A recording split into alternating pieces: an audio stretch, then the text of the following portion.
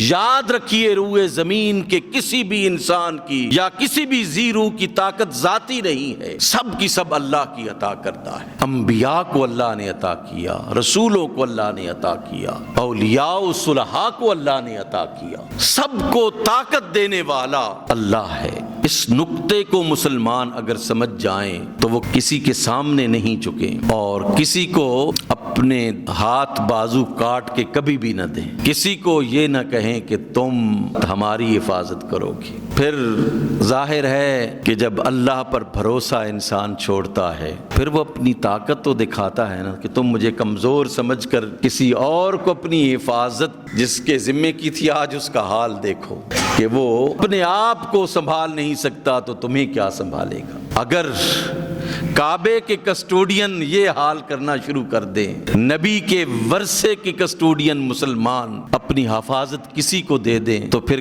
کیا اس پر یہ لازم نہیں ہو جاتا کہ وہ دکھائے کہ گھر میرا ہے، طاقت میں نے دی ہے اور تم بھروسہ کسی اور پر کر رہے ہو؟ پھر وہ دکھاتا ہے، اور جب وہ دکھاتا ہے دیکھنے کے بعد جو مانتے ہیں پھر ان پر عذاب آتا ہے۔ یاد رکھیے قرآن کا فلسفہ یہ ہے کہ اللہ کو ہم نے بن دیکھے مانا، سب نے بن دیکھے مانا ہے۔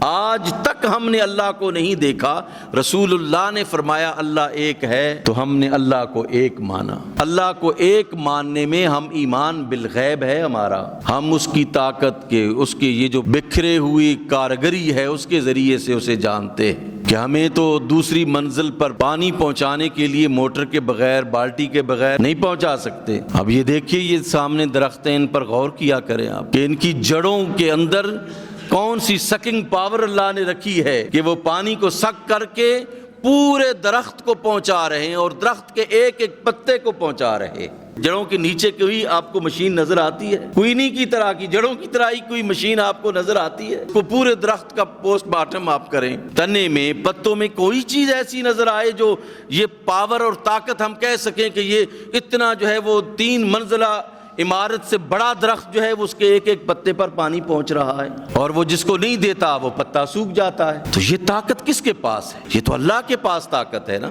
اس طاقت کو سمجھتے ہوئے انسان مسلمان جب یہ سمجھتا ہے کہ میرا سب سے بڑا محافظ اللہ کی ذات ہے تو وہ کسی دنیا کے بندے کو اپنا محافظ یا دنیا کی کسی قوم کو اپنا محافظ نہیں قرار دے گا۔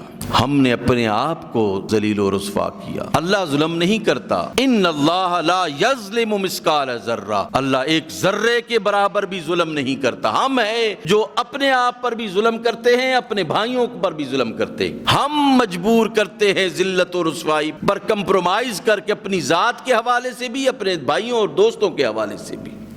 اللہ نہیں چاہتا، اللہ صاحب ایمان کو عزت دینا چاہتا ہے، اور قرآن نے بالکل دو ٹوک اور واضح کہا ہے کہ عزت اللہ کی ہے، مومنوں کی ہے، اور کسی کی عزت نہیں ہے۔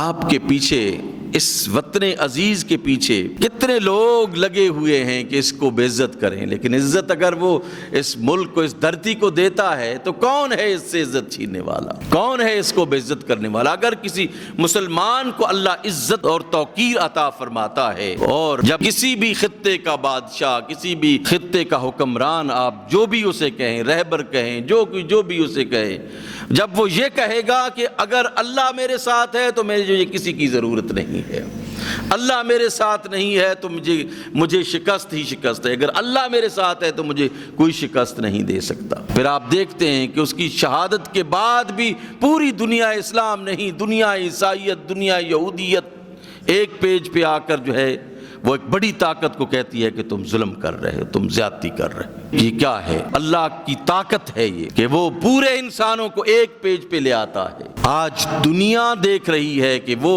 جس کو امریکہ ختم کرنا چاہتا ہے، ایٹم بم ہے اس کے پاس نہیں ہونا چاہیے، اسی کا مجبور کیا کہ تم یہاں اس کے گھر میں آ کر تم مذاکرات کرو گے، یہ اس کے ہاتھ میں ہے۔ اگر ایمان مضبوط ہے تو تم کبھی بھی رسوا نہیں ہو سکتے۔